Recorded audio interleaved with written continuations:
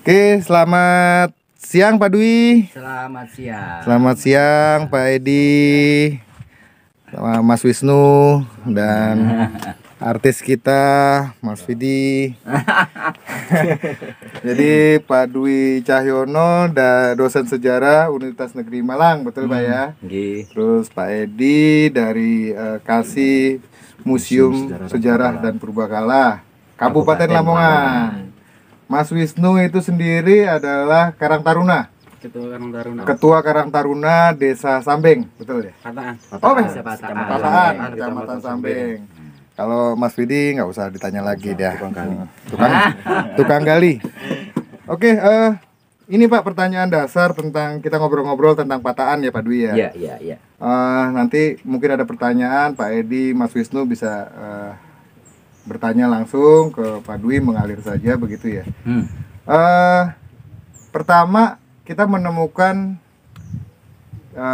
bangunan Pak ya, di pataan ini yang ternyata juga dikelilingi oleh pagar keliling yang hipotesisnya masih 72 kali 71 meter.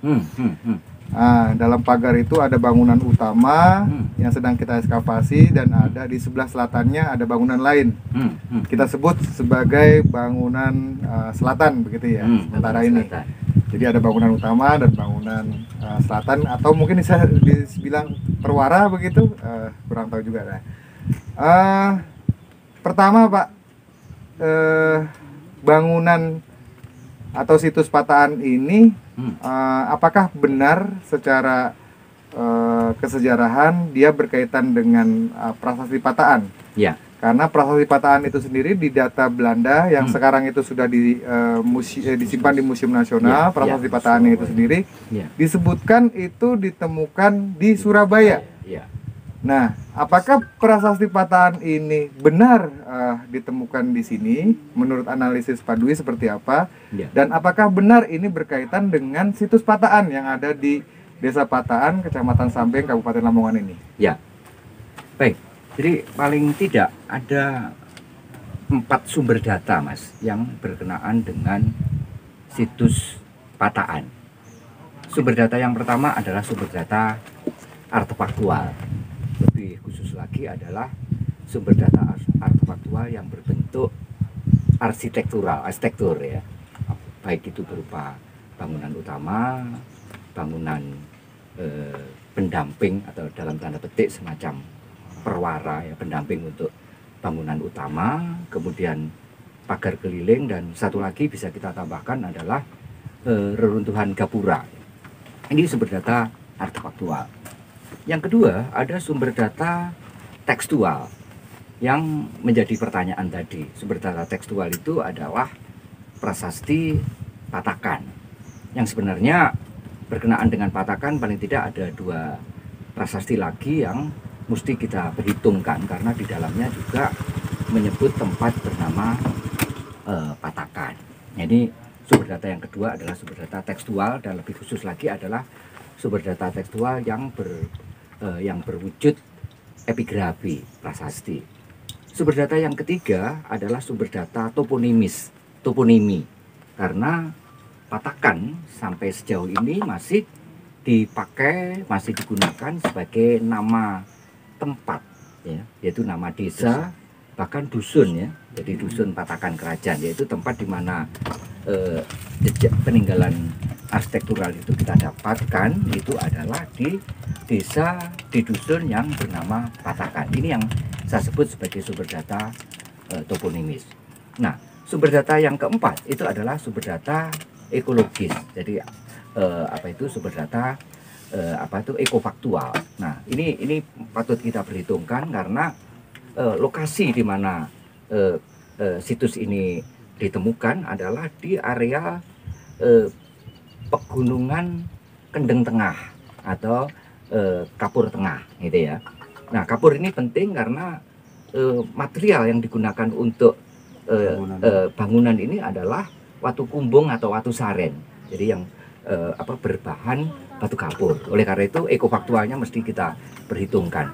Termasuk juga ekofaktual itu berupa areal hutan ya, areal hutan. Ini penting ya, karena nanti kita akan mencoba untuk menelisik terkait dengan jejak Erlangga itu adalah apa yang dalam prasasti Bujangan disebut dengan wana giri.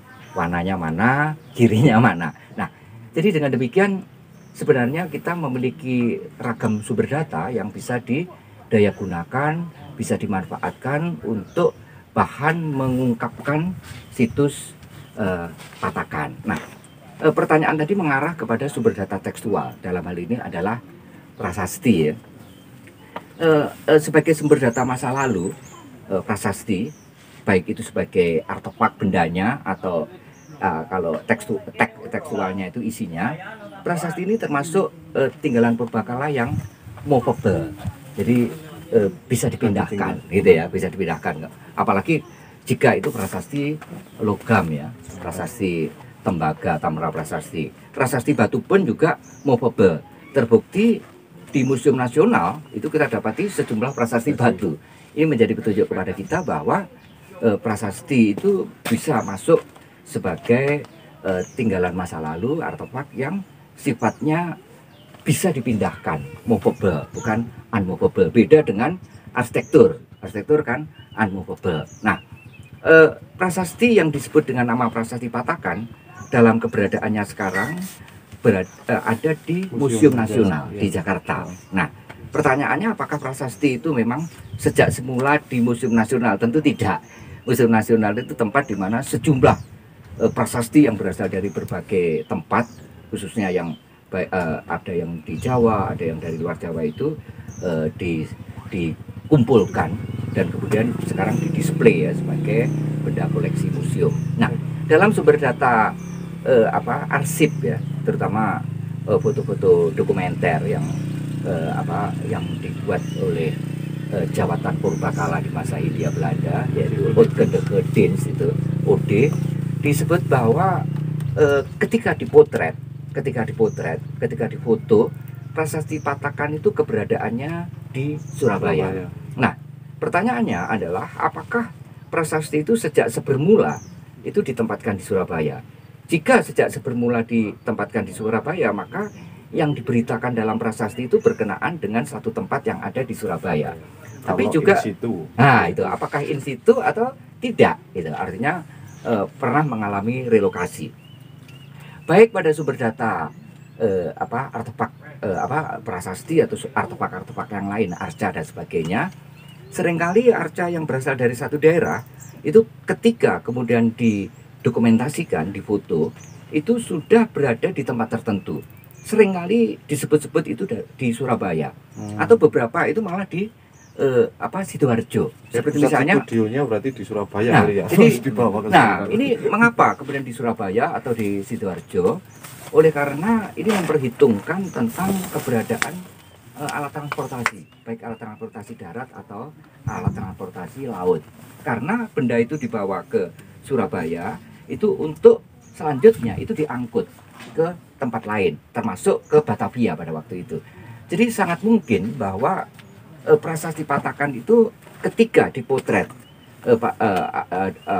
oleh Jawatan Purbakala pada waktu itu oleh OD dan disebut berada di Surabaya, itu sudah mengalami relokasi ya, relokasi sebagai persiapan untuk kemudian dibawa ke Batavia. Ya, Batavia. Jadi nah, ini dengan jika benar bahwa prasasti Patakan itu ketika berada di Surabaya itu telah mengalami relokasi, pemindahan lokasi, berarti kita perlu menelisik di mana lokasi asalnya. Itu kan menjadi pertanyaan besar. Nah, salah satu bahan petunjuk untuk mendapatkan lokasi asal itu adalah nama tempat yang disebutkan di dalam prasasti. Nah, prasasti Patakan itu pada pokoknya berisi tentang penetapan desa atau tani atau desa, sebutan kuno untuk desa itu bisa Wanua, bisa Tani, yaitu Tani Patakan sebagai sima, sebagai perdikan, sebagai swatantra.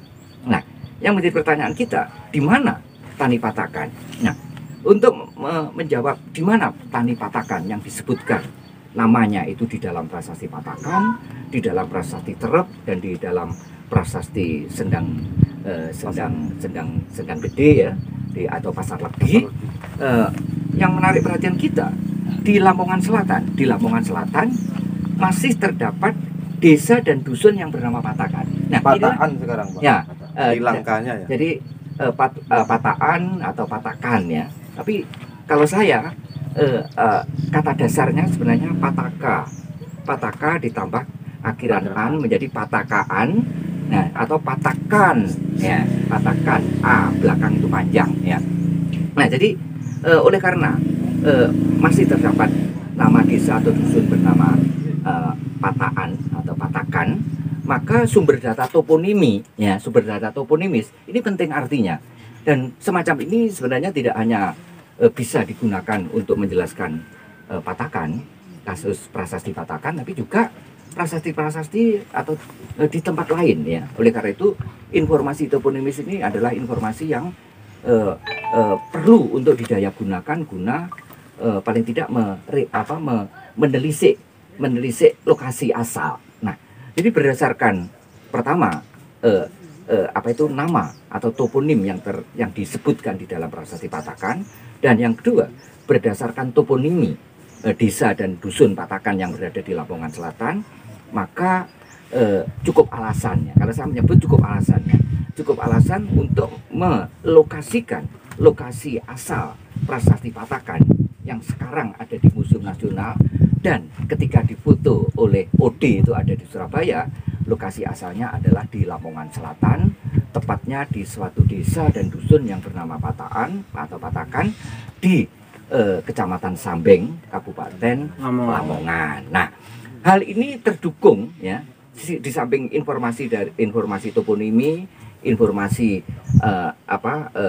informasi tekstual yang berupa prasasti ya tadi, ini terdukung oleh adanya tinggalan artefaktual, khususnya arsitektural, yaitu kita menemukan adanya kompleks arsitektur, kompleks ya. Jadi bukan hanya sebuah arsitektur. Jadi yang ditemukan di situs ini adalah satu kompleks, yang artinya satu areal yang terbingkai oleh pagar keliling, yang di dalamnya bukan tidak mungkin terdapat beberapa komponen bangunan. Paling tidak yang sudah diketemukan kan, selain komponen pagar keliling adalah komponen gapura, komponen bangunan utama, dan satu lagi adalah komponen bangunan pelengkap yang bukan tidak mungkin akan menyusul ketemu komponen-komponen yang lain. Nah, dengan mendayagunakan paling tidak 4 sumber data ini, maka cukup alasan untuk melokasikan prasasti Patakan itu awal atau mulanya berada di satu tempat yang hingga kini masih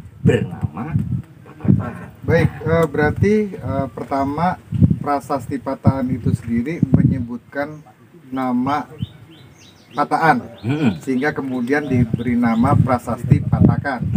Oke, terus walaupun catatan Belanda itu menyebutkan itu di Surabaya. Ya, itu karena relokasi ya. Ya, terus kita kemudian mencari apakah benar ditemukan di Surabaya.